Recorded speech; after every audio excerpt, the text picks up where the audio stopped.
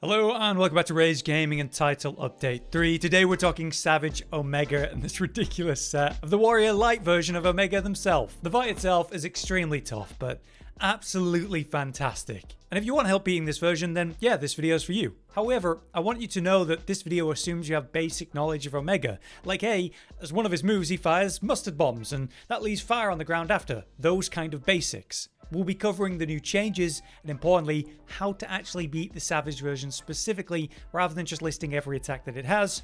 But if you want to learn about every attack that it has, then you can check out the original video on basic Omega. On that note then, does Omega scale its health? Well, it turns out, yes. At first, it definitely didn't seem so, but now mods and data mining can happen, we know the accurate numbers, and we can see how it really works, which is quite unique. There is two versions of the fight.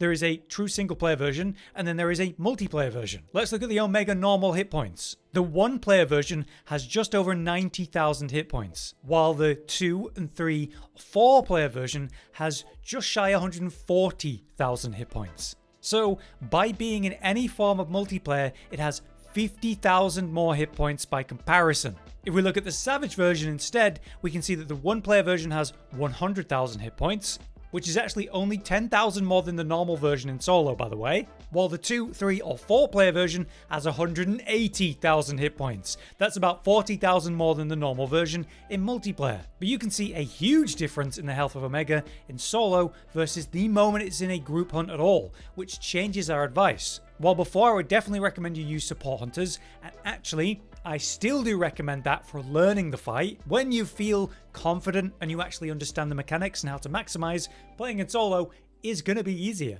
based on the health and all the breakpoints that occur with that. But we can't deny the fact that supports will hold aggro for you, which allows you to get DPS that's easier to get compared to solo, and all those kinds of things. If you do choose to bring supports, which is how I killed it the first time, you want the Lance user first, the Hunting Horn user second to that, and then I like the SNS user after that. Why I say that is because based on the scaling, the health goes up if you're in 2 players, 3 or 4. It doesn't change how much health it has. So if you're a 2-man, then you should have 2 support hunters. If you're a 3-man, you should have at least 1 support hunter. There shouldn't be a dead slot if you're playing in multiplayer.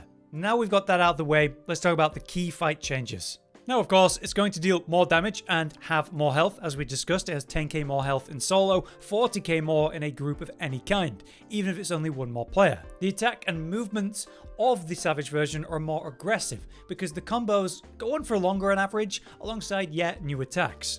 Let's look at those new attacks and my advice for each. Firstly, you have the new ice ventilation attacks, in combination with the usual fire stuff. So the ice vent is like a small cold visual under Omega before the actual explosion of ice that occurs. This will freeze you and that will lead to a car if you're not saved by someone else, or if you just use a cleanser to free yourself from the ice immediately. Now because you're forced out of the melee range, you may choose to use a Pictomancer spell here as a great option. Next for new attacks we have this laser quick fire combo. You have this white targeting kind of spotlight on you when you're the target. And then after a delay, it fires like 4 or so of these projectiles, which are surprisingly slow moving. To avoid these, just roll or run sideways, and yeah, they just miss you, so not too bad. Next is a big one, the tantrum style attack. Your warning on this is when Omega rears up on its 2 hind legs and kind of stomps a few times in frustration. Then, what follows is a chain of multiple attacks back to back while Omega kind of jumps around sporadically. Genuinely, it looks like he's having a breakdown. The attacks are quite physical, with leg stomps, charges and slams and jumps around a lot of fire vent telegraphs on the ground. These come out pretty quick though. If you survive this, he's actually quite tired at the end and has a new weakness on the 4 legs, giving you free focus strike that you should take on any of them. What's cool about this is that everyone in the party, all 4 players, could focus strike a different leg at the same time, which would be incredible. So when you see this tantrum style attack begin, especially in the final phase, just give it some space, outrange it, and then come back in to punish the weakness spots after. In regards to special weaknesses, don't forget that after the blue beam attacks, he has a brief window where you have a weakness spot on the head, which if you focus strike, like breaking the head in general, will spawn a bubble, which then gives you safe DPS in that bubble, unless he uses physical attacks. Speaking of physical attacks, he can do the dash, right? He can do the jump slam, but I found in the Savage version, he does a lot of the arm slam attacks. The warning on this is he takes the arm that he's going to slam on you and kind of like opens and closes it, stretches it before then slamming. That's your warning. Now what about old attacks that are now modified to be much scarier? Let's cover those. First up, we have those fire vent lines on the ground. It was previously up to a 2x combo when things got dangerous, but now, after your delta attack, it becomes a 3-part combo, so you gotta be ready for that. It's very easy to avoid this though, by dodging into where was deadly and on fire half a second ago. That's where the ventilation lines won't be anymore. So you just go like in, out, and that's how I dodge them. For the starboard and larboard attacks, you now have a surge version, especially after the delta attack. This repeats the last attack a second time.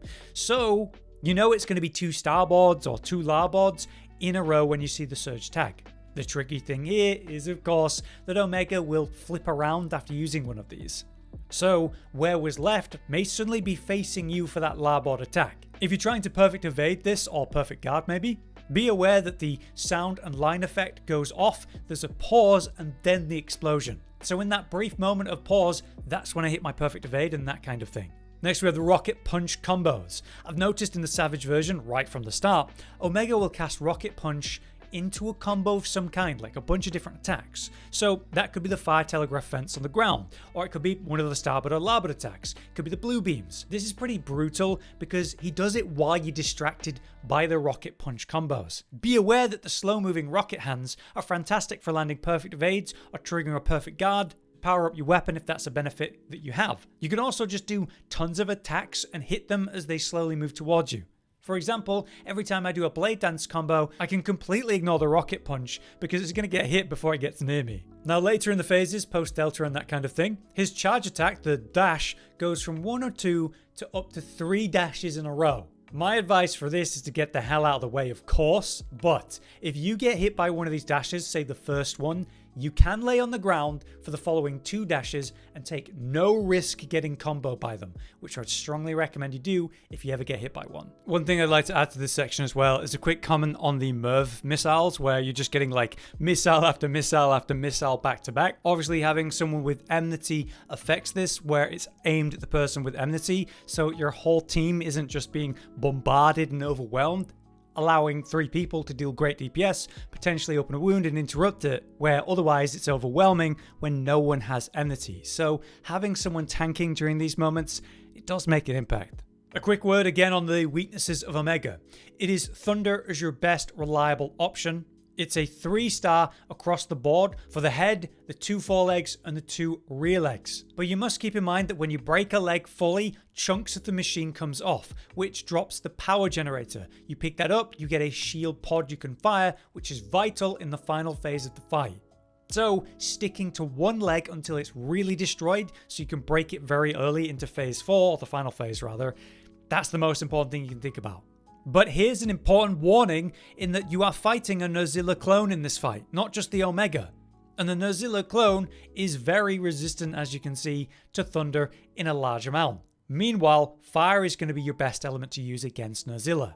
So what you want to do is have a second weapon set up, a fire weapon. So if we take a look at my setup, you can see I've got a thunder main and a fire secondary. The fire secondary decorations don't involve, usual sharpness modifiers like razor sharp and handicraft, because you're pulling this weapon out for a brief period in the fight. By the time you drop down to blue sharpness or whatever, the monster is dead or you're dead. So there's no reason to have less damage. Go for like all in on damage and crit with the decorations you have in these slots. That's my advice. Before you do the hunt, I want you to be thinking like this. You must engage with the mechanics and you must commit properly. That means you want to be using the Pictomancer spells. They hit hard and they deal great with a fist on spawn. They wipe micro or megas super well and set up good DPS in those brief windows. Sometimes you can't physically reach Omega because of an attack, so drop a spell. They also create wounds really well on the legs, so you gotta be using it. Having the Mog of Ages set up ready to go for the moment the Nerzilla spawns, for example, and smacking it as it spawns in, that's great. You need to use everything you can, whether that's boulder drops, which can interrupt, the endemics that spawn in when you're dealing with the clone, or where you drop shields and how you use them, by standing in them to ignore mechanics and maximize DPS.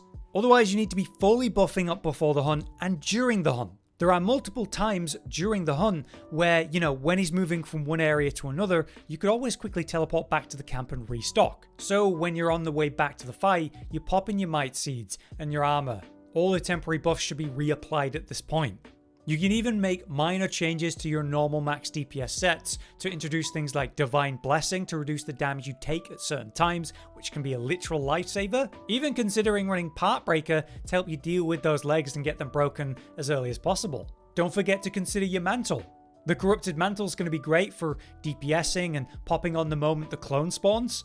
But don't ignore things like Rocksteady and Mending Mantle. Mending can keep you alive in phase 4 at the end. Rocksteady gives you big damage reduction and you get to ignore what the monster's doing. Also amazing at the end. So, as you're transitioning to the final phase and maybe you go back to the camp to replenish, swap your mantle. Consider your feast because you want to feast on for this, which is going to give you the max attack, defense and element res compared to eating normally.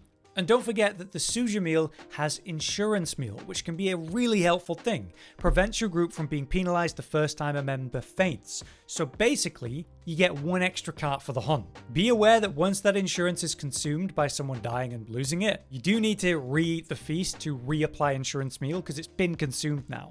I have a special setup for Omega hunting in specific for my item loadout. This of course includes the essential item, the Soul of the Pictomancer. I also bring Screamer Pods. There's an interesting interaction with these, where you can fire them and the micros kind of are drawn to them. It actually tells you about this in the characteristic of these. They're sensitive to sound, and a sonic bomb can be used to draw their attention. So this could draw the shield micros to a specific location where you defeat it, and then you have the shield in an actual reliable location. I also strongly recommend you bring Cleanser. It immediately removes any frost or webbing, so this frees you from the ice attack when that occurs, or webbing from Nozilla. As one final thing to think about before the hunt, don't forget that every main move that he does, he literally warns you about on the right side of your screen. You need to get into the habit of glancing to the right when he's doing something. You're like, okay, what's he doing now? You need to mentally prepare yourself for that attack and how you're going to deal with it. Alright, let's go through the 3 phases. There are 4 areas, but I cut it into 3 phases. Phase 1 is area 1 and 2 where the fight's pretty calm and straightforward, where phase 2 is in area 3 when you're dealing with that delta attack and the clone. The final phase, phase 3, is in that final area, the 4th one, the final area of dahaad. After you deal with the delta attack, Omega becomes more challenging. Alongside that, music changes the curse. Be aware that there are boulders to drop on Omega in area 2, 3, and 4, so make use of them. So here's my tips for phase 1 where you're in areas 1 and 2.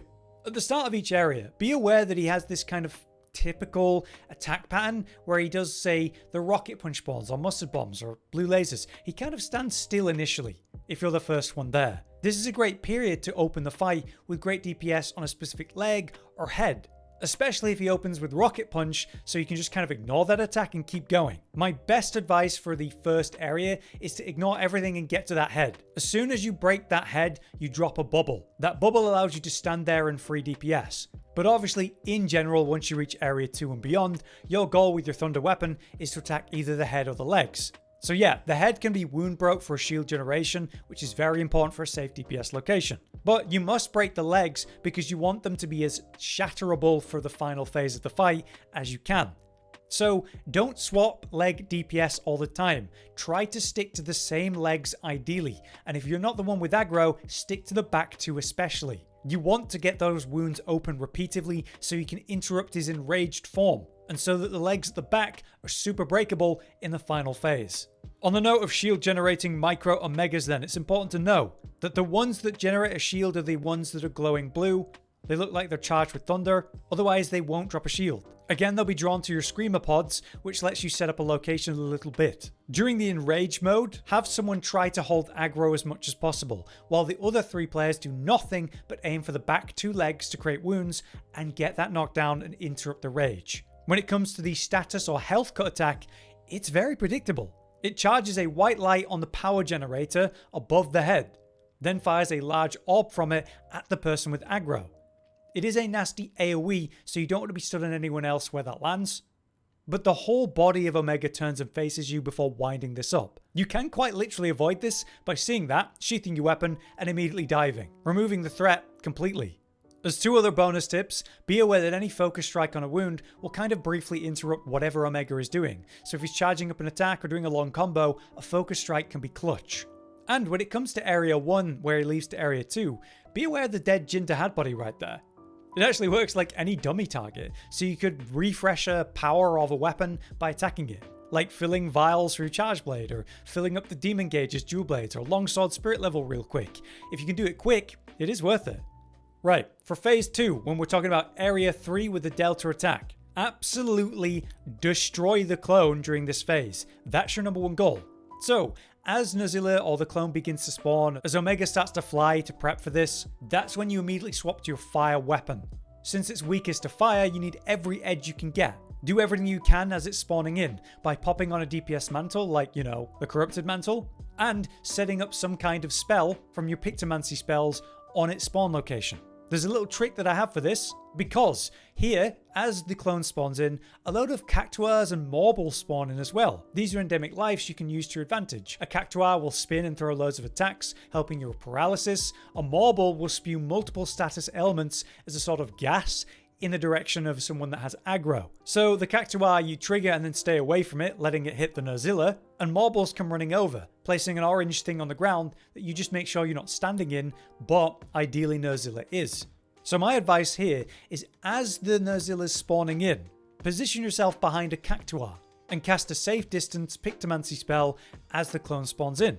The first thing the clone does is charge towards someone, so if that someone is you standing behind a cactuar, it'll run into it, activating it for you. Then you can safely position on the other side of the clone to attack it, while the cactuar destroys it. Then a paralysis can trigger, leading into one of the marbles walking up and landing its attack on Nerzilla as well. This changes the DPS phase.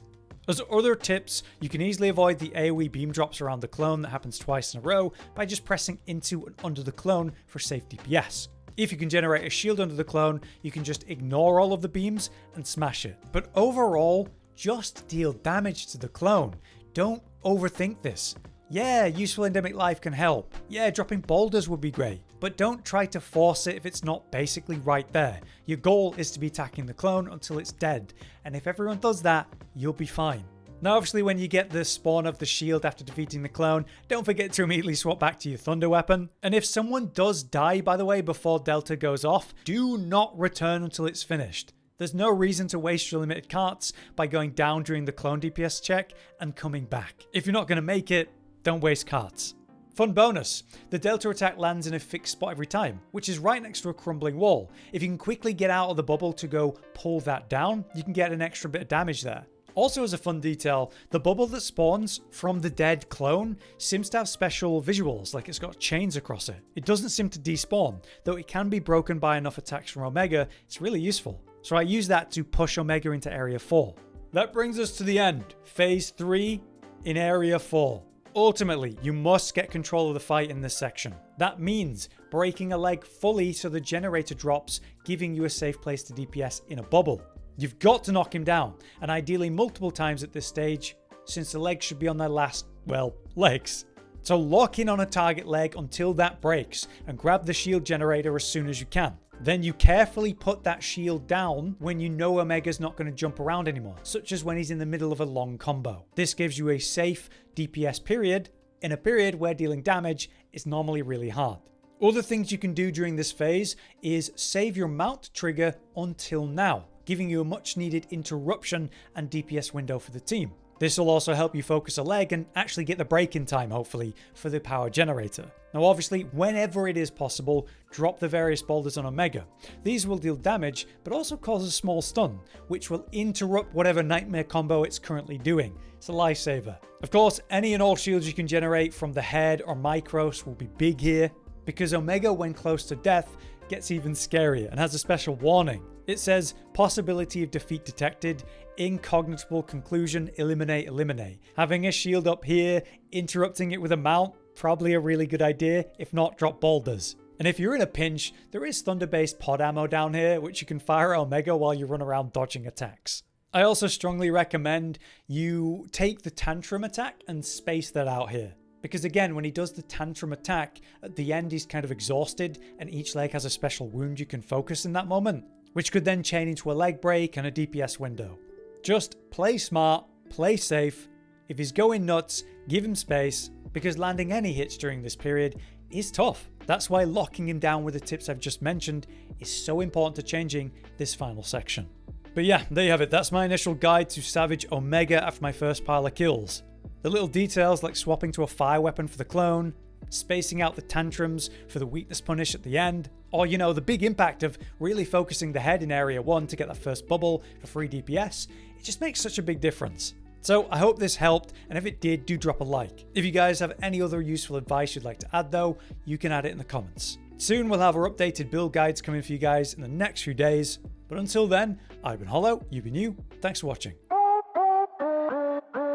Josh, Cotton, and Hollow with the videos, dropping the humor like a hammer on your tippy toes, bringing entertainment on a daily arrangement to take our insanity and turn it into entertainment. Yes, I said entertainment twice, to reiterate that it is nice to look into your faces on a mostly daily basis when you let us in your homes to make the whole world a stage. Goodbye.